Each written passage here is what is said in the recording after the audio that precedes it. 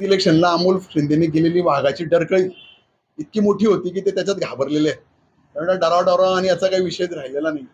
मला एक बरं झालं तुम्ही विषय काढला. एक मुद्दा मला सांगायचं वाटतं की त्यांनी असं सांगितलं की अमोल शिंदे हे मातोश्रीवर गेलेत आणि त्यांना तिकीटाचं हे केलं आणि ते वैशाली त्यांनाच तिकीट जाहीर झालेलं होतं म्हणून त्यांनी ते परत आलेत.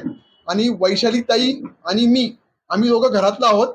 इथल्या राजकारणाबद्दल आम्ही एकत्र बोलून विषय सोडून घेऊ असं त्यांनी टीव्ही 9च्या मुलाखतीला किंवा त्याच्या याला आलेलं कदाचित ते तुम्ही पण बघितलं असं. माहितीये का तुम्हाला त्यांनी असं उत्तर दिलं.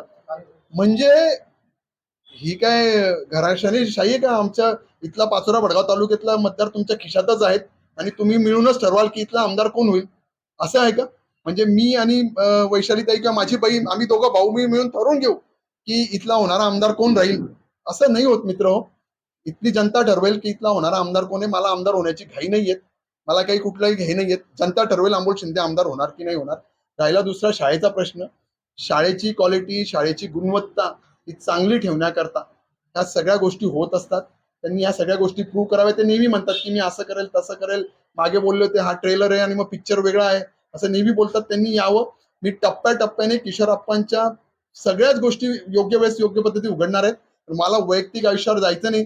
त्यांनी वैयक्तिक आयुष्यावर मला किती त्रास दिला आहे की एखाद्या राजकारणामध्ये एखादी व्यक्ती पुढे येऊ नये आणि त्याला कसं संपून द्यावं. कालच्या त्यांच्या वाक्यातही हे वाक्यात होती की त्याची एवढी हिंमतच कशी झाली. मला इतकं वाईट वाटतं की एखादी बहुजन समाजाचा नेता पुढे येत असेल आणि तो राजकारणात चांगलं काम करू इच्छित असेल तर त्याला संपवण्याची भाषा. उद्या माझ्या जीवाला बरं वाईट काय झालं तर मी मी हिंमत कशी झाली असं बोलण्याचं इतकं त्यांचं धाडस कसं होऊ शकतं हे सगळी जनता बघते. मी काही कमजोर नाही, पण असं बोलून सुद्धा ती त्यांची मनोवृत्ती ते किती विकृत आहात हे सगळं दिसून येतं.